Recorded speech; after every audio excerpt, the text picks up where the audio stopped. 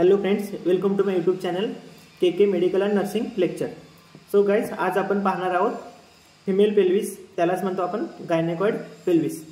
तर female pelvis is a consist of the 4 bones. हे 4 bone न बनलेला पेल्विस आहे. ते 4 बोन कोणते? तर 2 आहेत, 2 इनोमिनेट बोन, एक सॅक्रम आणि एक कॉकिक्स. हे झाले 4 बोन्सना पेल्विस बनलेले आहे. हे झालं इनोमिनेट बोन. हा जो दिसतो हा इनोमिनेट बोन पूर्ण, हा एक आणि हा एक, हे 2 इनोमिनेट बोन. त्यानंतर हा एक सॅक्रम, आणि हा कॉकिक्स. सॅक्रम आणि कॉकिक्स हे 4 बोन न बनलेले आहेत. त्यानंतर नेक्स्ट हे जे इनोमिनेट बोन आहेत, innominate bone consist of 3 bones.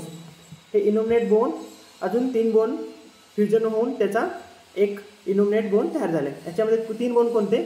तर हा जो पार्ट आहे, हा फ्लॅट दिसतो जो हा बोन आहे, हा झाला इलियम.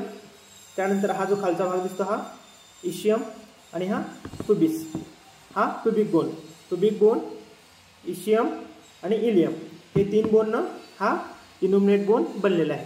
त्यानंतर नेक्स्ट आहे जॉईंट्स ऑफ द पेल्विस. पेल्विसने हे 4 जॉईंट न बनलेले आहेत. त्याच्यामध्ये फर्स्ट जॉईंट हे 2 जॉईंट, त्यानंतर एक थर्ड, आणि इथं हा 4, असे 4 जॉईंट. तर हे ते 2 जॉईंट आहेत, त्या जॉईंटला म्हणतो आपण इलिओसॅक्रल जॉईंट. 2 प्युबिक बोनच्या मध्ये तयार झालेला जॉईंट सिम्पायसिस प्युबिस, इलिओसॅक्रल जॉईंट, सिम्पायसिस प्युबिस. त्यानंतर हा जो दिसतो हा सॅक्रोकॉक्सियल जॉईंट. हे झाले 4 जॉईंट. त्यानंतर आपण पाहणार पार्ट्स ऑफ द पेल्विस. याच्यामध्ये 2 पार्ट्स आहेत, एक आहे फाल्स पेल्विस, दुसरा आहे ट्रू पेल्विस. फाल्स पेल्विसचा पार्ट जो आहे, हा फाल्स पेल्विसचा part upper border of the symphysis pubis आणि upper border of the sacral promontory, हा बेस ऑफ द सॅक्रम.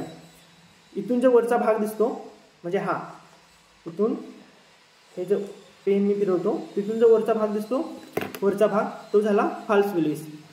हा जो फ्लॅट सरफेस दिसतो हा इलियाक क्रस्ट असेल आणि इलियाक फोसा असेल, तो कशामध्ये येतो तर फाल्स पेल्विसमध्ये. आणि ट्रू पेल्विस हा जो बॉर्डर दिसतो, हा ब्रीम दिसतो, ब्रीमच्या खालचा जो पार्ट राहिलेला पार्ट आहे तो सगळा कशाचा येतो तर तो ट्रू पेल्विसचा. ट्रू पेल्विस आणि फाल्स पेल्विस का म्हणतो आपण?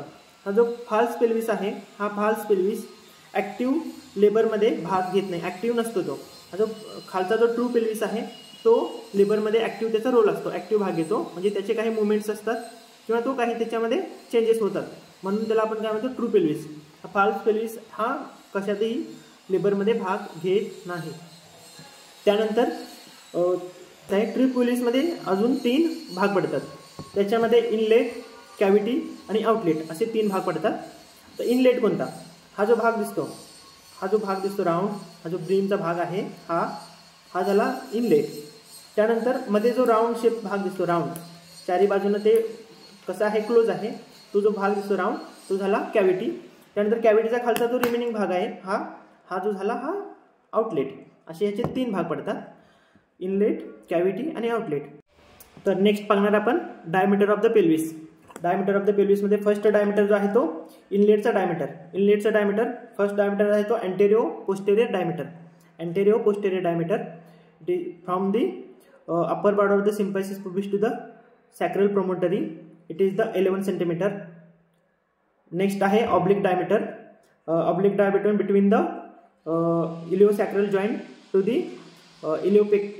पेक्टिनियल line. Iliosacral joint to the pectineal line, it is the 12 centimeter. Next transverse diameter, it is between the 2 iliopectineal line. Between the 2 iliopectineal line, it is the 13 centimeter. म्हणजे 11 centimeter anterior posterior, त्यानंतर oblique diameter 12 centimeter, transverse diameter 13 centimeter. हे झाले इनलेटचे diameter. त्यानंतर next कॅव्हिटीचे diameter. कॅव्हिटीचे anterior posterior diameter हे 12 centimeter, oblique diameter 12 centimeter, transverse 12 centimeter. म्हणजे तिन्ही बाजूने याचे डायमीटर कसे आहेत, सेम आहेत, 12 सेंटीमीटर. हा राऊंड शेप आहे, ह्याचे डायमीटर जे आहेत ते अँटेरिओ पोस्टेरियर, ऑब्लिक आणि ट्रान्सवर्स हे तिन्ही सेम 12 सेंटीमीटर. त्यानंतर नेक्स्ट आहे आउटलेटचे डायमीटर. आउटलेटचे डायमीटर फर्स्ट जो आहे तो first diameter anterior posterior diameter from the lower border of the symphysis pubis to the tip of the coccyx. It is the 13 centimeter. कुठून ते कुठपर्यंत lower border of the symphysis pubis to the tip of the coccyx हे 13 centimeter. त्यानंतर ह्याचा जो oblique diameter आहे oblique diameter consider नाही करत बिकॉज ह्याला जे बॉर्डर्स जे आहेत याचे जे काही बॉर्डर्स आहेत हे बॉर्डर्स ह्याच्यामध्ये ॲबसेंट असतात त्याच्यामुळे ऑब्लिक डायमीटर जे आहे ते त्याच्यामध्ये कन्सिडर करत नाही. बट जो असणारा डायमीटर आहे तो किती असतो तर आपण अंदाजे पकडतो 12 सेंटीमीटर 12 सेंटीमीटर. नेक्स्ट आहे ट्रान्सवर्स डायमीटर. ट्रान्सवर्स डायमीटर आपण मोजतो between the two essential spine. जे इशियल स्पाइन आहेत दोन इशियल स्पाइनच्या मध्ये जो डायमीटर आहे इथून ते इथपर्यंत हे आहे 11 सेंटीमीटर 11 सेंटीमीटर. आउटलेटचे diameter first diameter anterior posterior diameter 13 centimetre, oblique diameter 10 centimetre, transverse diameter 11 centimetre. हे झाले डायमीटर ऑफ द पेल्विस. त्यानंतर नेक्स्ट पाहणार आपण लँडमार्क ऑफ द पेल्विस. पेल्विसचे लँडमार्क हे ब्रीम जो आहे ते ब्रीमचे landmark of the pelvis brim.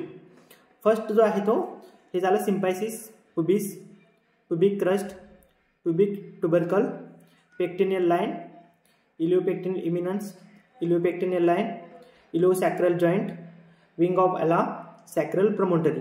हे झाले 9 लँडमार्क. हे लँडमार्क कशासाठी असतात म्हणजे लँडमार्क म्हणजे काय, ज्यावेळेस बेबी डिलिव्हर होतो बेबीचा हेड जो आहे टच होणार आहे. कुठून टच होणार फर्स्ट टाइम, हा जो ब्रीम आहे त्या ब्रीमला बेबीचा हेड फर्स्ट टाइम टच होणार आहे. त्याचे जे येणारे हे जे लँडमार्क्स आहेत ते किती आहेत तर 9 लँडमार्क. हे झाले 9 लँडमार्क्स. कोणकोणते landmarks, symphysis pubic, symphysis pubic, pubic crest, pubic tubercle, pectineal line, iliopectineal eminence, iliopectineal line, sacroiliac joint, wing of ala आणि सॅक्रल प्रमोटरी. हे झाले 9 लँडमार्क ऑफ द ब्रीम किंवा इनलेट म्हणतो आपण त्याला. हे झालं पेल्विस. त्यानंतर ह्याच्यामध्ये काही राहिलेले पार्ट्स आहेत त्यांचे पार्टची नावं सांगतो तुम्हाला. ह्याच्या खाली जो बेस दिसतो हा जो पार्ट दिसतो आपण बसताना वगैरे जे काही खाली आपल्याला सपोर्ट मिळणार आहे ह्या पार्टने आपल्याला सपोर्ट मिळतो. यांना म्हणतो आपण इशियल ट्युब्रोसिटी. इशियल ट्युब्रोसिटी हे जे दोन दिसतात खालचे ते इशियल ट्युब्रोसिटी. इशियल ट्युब्रोसिटीच्या नंतर खाली पाठीमागे 2 फुगीर भाग दिसतात. हे झाले इशियल स्पाइन. इशियल ट्युब्रोसिटीच्या पाठीमागं इशियल स्पाइन. त्यानंतर इथे हे दिसतो राऊंड भाग दिसतो पोकळ, ते आहे ऑब्च्युरेटर फोरामिना. ऑब्च्युरेटर फोरामिनाचं काय काम तर जे काही ब्लड वेसल्स असेल किंवा नर्व असतील ते नर्व इथून एंट्री होतात आणि एक्झिट होतात त्यासाठी हे पोकळ भाग असतो त्याला आपण म्हणतो ऑब्च्युरेटर फोरामिना. त्यानंतर इथं जो भाग दिसतो हा झाला ॲसिटॅब्युलम कॅव्हिटी. ह्याच्यामध्ये हेड ऑफ द फिमर काय असतो अटॅच असतो. मग त्यामुळे काय होतं हिप जॉईंट तयार होतो त्यालाच आपण म्हणतो ball and socket joint. Hip joint तयार होतो head of the femur acetabulum कॅव्हिटीमध्ये अटॅच असतो. हे 2 असतात. त्यानंतर इथे जे पाठीमागे जे दिसणारे तुम्हाला होल दिसतात हे पाठीमागं जे होल दिसतात ते कशासाठी असतात, इथून काय होतात तर जे काही स्पायनल नर्व आहेत स्पायनल नर्वची एंट्री ह्याच्यामधून होत असते. स्पायनल नर्व इथून आतमध्ये एंट्री होते. आणि जे काही सॅक्रम आहे सॅक्रम किती बोनला बनलेला आहे 5 व्हर्टिब्रेने फ्यूज होऊन हा एक सॅक्रम बनतो.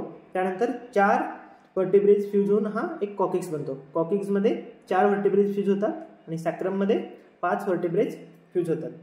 हे झाला फिमेल पेल्विस, त्यालाच आपण म्हणतो गायनेकॉइड पेल्विस.